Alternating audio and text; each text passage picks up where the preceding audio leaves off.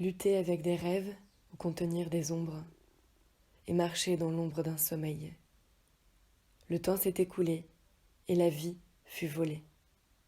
Tu remues des vétilles, victime de ta folie. Chant pour Janice, sur la plaine funèbre, extrait des chants de Muad'Dib, par la princesse Irulan. À la clarté d'une unique lampe à suspenseur, Leto prenait connaissance d'une note.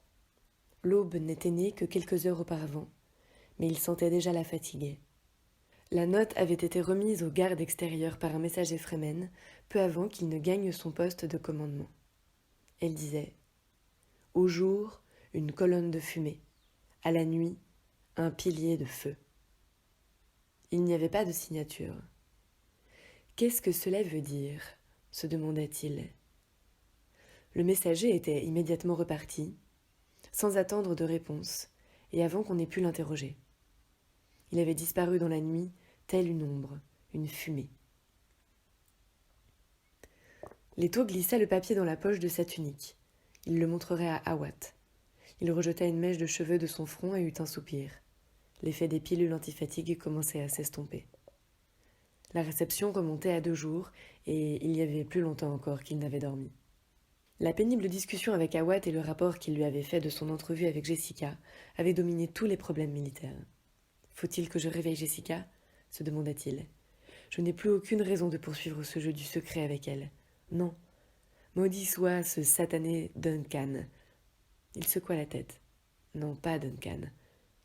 J'ai commis une erreur en ne me confiant pas à Jessica dès le premier instant. Il faut que je le fasse maintenant, avant que plus de mal ne soit fait. » Cette décision le rasséréna, et il s'éloigna de la cheminée, traversa le grand hall et suivit les couloirs menant aux appartements familiaux. À l'intersection du couloir de service, il s'arrêta. Il avait perçu un étrange gémissement. Sa main gauche se posa sur le contact de sa ceinture bouclier. Le kinjal glissa dans sa paume droite, et il en éprouva une assurance nouvelle. L'étrange son l'avait littéralement glacé. Doucement, il s'engagea dans le couloir de service, tout en maudissant la faible clarté qui régnait là. Les suspenseurs les plus petits avaient été placés au long du couloir à 8 mètres d'intervalle les uns des autres, et réglés au plus faible niveau. Les murs sombres semblaient boire l'infime lumière qu'ils répandaient. Dans la pénombre, devant lui, Leto distingua une forme pâle. Il hésita, prêt à activer son bouclier. Mais cela limiterait ses mouvements, étoufferait les sons, et la capture de la cargaison de laser l'avait empli de doutes. Silencieusement, il progressa en direction de la forme pâle, qui était une silhouette humaine, celle d'un homme, face contre terre. Leto le retourna du pied, tout en brandissant son couteau. Puis il se pencha dans la pâle clarté. C'était Tuek, le contrebandier. Il avait une tache humide sur la poitrine. Ses yeux morts étaient sombres et vides. Leto toucha la tache. Elle était encore tiède. « Pourquoi l'a-t-on tué ici ?» se demanda le duc. « Et qui l'a tué ?» Le gémissement étrange était encore plus fort ici. Il venait du passage latéral qui conduisait à la pièce centrale où avait été installé le générateur principal du bouclier de la maison. La main sur le contact de sa ceinture, le kinjal pointé, le duc contourna le corps, s'avança dans le passage et regardait en direction du générateur. Une autre forme pâle était allongée sur le sol, à quelques pas. Elle gémissait et se mit à ramper vers lui avec une lenteur douloureuse, en haletant, en geignant. Leto réprima une soudaine frayeur, bondit dans le passage et s'accroupit à côté de la forme rampante. C'était Mapes, la gouvernante Fremen. Sa chevelure lui retombait sur le visage et ses effets étaient en désordre. Une trace sombre et brillante apparaissait sur sa poitrine.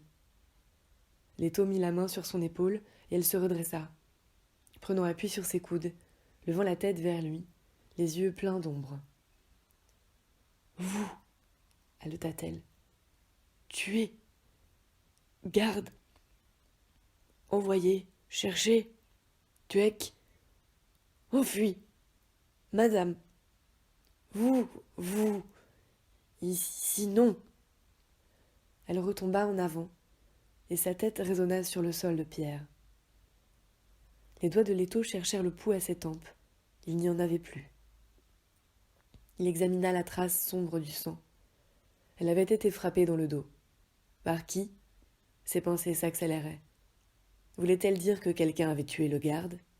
Et Tuek? Jessica l'avait-elle fait mander? Pourquoi? Il allait se redresser. Un sixième sens l'avertit. Il porta la main au contact de sa ceinture bouclier. Trop tard. Un coup violent rejeta son bras en arrière. La douleur jaillit et il vit l'aiguille plantée dans sa manche. La paralysie commença à se répandre. Il fit un terrible effort pour relever la tête et regarder vers l'extrémité du passage. Huet se tenait sur le seuil de la pièce du générateur. Son visage était jaune dans la clarté d'un suspenseur flottant au-dessus de la porte. Derrière lui, il n'y avait que le silence. Aucun bruit de générateur. Huet, pensa le duc. Il a tout saboté. Nous sommes à découvert. Huet s'avança vers lui tout en remettant son pistolet à aiguille dans sa poche. Leto découvrit qu'il était encore possible de parler, et il dit haletant. « Huet? Comment ?» Puis la paralysie gagna ses jambes, et il glissa sur le sol, le dos appuyé au mur. Huet se pencha sur lui, et son visage avait une expression de tristesse. Il lui toucha le front, et Leto ne perçut qu'à peine le contact de ce doigt. « Le poison de cette aiguille est sélectif. Vous pouvez parler, mais je vous conseille de ne pas le faire. » Un instant, il leva la tête, et son regard fouilla la pénombre. Puis il se pencha de nouveau sur l'étau. Il arracha l'aiguille de son bras et la jeta. Il fit sur le sol de pierre un bruit qui parut au duc très lointain, étouffé. « Cela ne peut être, Huet, songeait-il. Il est conditionné. »« Comment ?» chuchotait-il. « Je suis désolé, mon cher duc, mais il est des choses plus importantes que cela. » Il porta la main au tatouage en diamant qui ornait son front. « Moi-même, je trouve cela très étrange. Une manifestation de ma conscience pyrétique, sans doute. Mais je veux tuer un homme. Oui, je le veux vraiment. Et rien ne m'arrêtera. » Il contempla le duc. « Oh non, pas vous, mon cher duc. Le baron Harkonnen. C'est le baron que je veux tuer. » « Le baron... » Du calme, je vous en prie, mon pauvre duc. Il ne vous reste que peu de temps. Cette dent que je vous ai implantée après votre chute à Narcal, cette dent, il faut que je la remplace. Dans un instant, je vais vous rendre inconscient et je la remplacerai. Il ouvrit la main et contempla quelque chose au creux de sa paume. Une copie fidèle. Le nerf, au centre, semble authentique. Cela devrait échapper à tous les détecteurs habituels, et même à un examen profond. Si vous claquez violemment la mâchoire, la surface craque, et en soufflant très fort, vous rejetez un gaz mortel, absolument mortel. Leto regarda Huet, et il lut la folie dans ses yeux. Il vit la sueur qui perlait sur ses sourcils et sur son menton. « Vous êtes condamné de toute façon, mon pauvre duc. Mais avant de mourir, vous approcherez le baron. Il croira que vous êtes sous l'influence de drogues si puissantes que toute attaque de votre part est impossible, et vous serez effectivement drogué et neutralisé. Mais une attaque peut prendre bien des formes étranges, et vous n'oublierez pas la dent. La dent, duc Leto Atréidé. Vous n'oublierez pas la dent. » Le vieux docteur se pencha un peu plus, et sa moustache emplit tout le champ de la vision défaillante du duc. « La dent !» murmura Huet. « Pourquoi ?» souffla Leto. Huet mit un genou en terre. « J'ai conclu un pacte de Shaitan avec le baron. Et il faut que je m'assure qu'il a bien rempli ses engagements. En le voyant, je le saurai. Lorsque je regarderai le baron, je saurai. Mais je ne puis être mis en sa présence sans payer le prix. Et vous êtes ce prix, mon pauvre duc. Et quand je le verrai, je saurai. Ma malheureuse Wana m'a appris bien des choses, et l'une d'elles est la certitude de la vérité lorsque la tension est forte. Je ne réussis pas cela constamment, mais quand je verrai le baron, alors je saurai. » Leto essaya de voir la dent dans la paume de Huet. Tout cela se passait dans un cauchemar. Ce ne pouvait être réel. Les lèvres violettes du docteur dessinèrent une grimace. « Je ne serai pas assez proche du baron.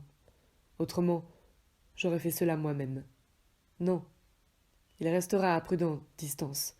Mais vous, ah vous, mon arme adorée, il voudra vous voir de près, pour se gausser de vous, pour jouir de vous un peu. »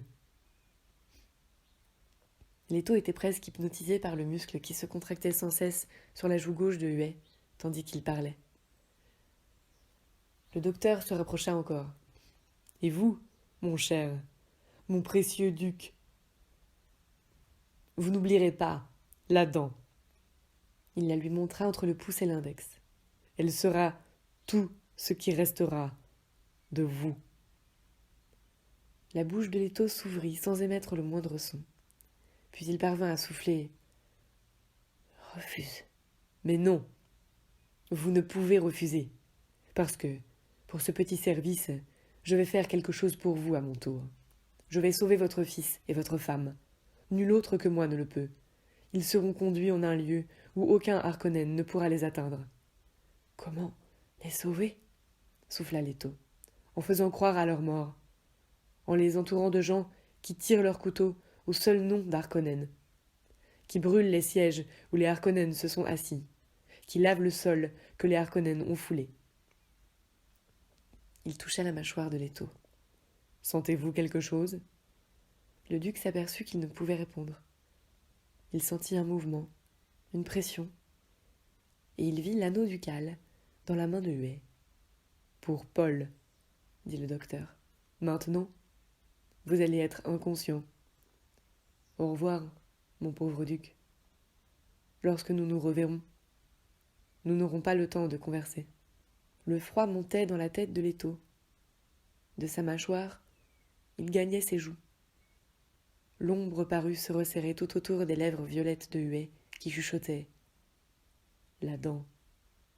N'oubliez pas la dent, la dent. »